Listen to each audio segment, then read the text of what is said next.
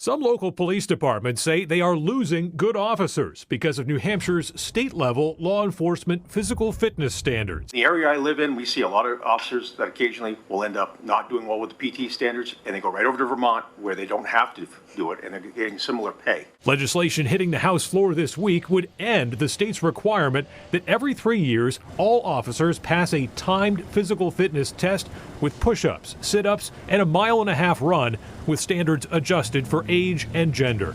While few actually fail, it's apparently becoming more of an issue. And some lawmakers say it's hurting New Hampshire's ability to recruit from out of state in an already adverse hiring environment. Getting a freshly retired guy from another state with a lot of experience and is willing to work, we have to make that more desirable. Opponents of the bill say the best way to deal with workforce shortages in law enforcement is to increase pay. And I think that we should deal with that issue rather than lowering the standard to try and retain people who wouldn't necessarily be able to do the job to their full ability.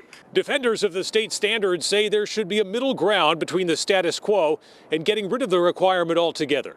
Having an alternative way that they could actually complete the requirements. So, for instance, participation in some type of a wellness program that would be approved by police standards and training. Supporters of the bill say these decisions should be made locally. I think we all agree it's necessary at some level.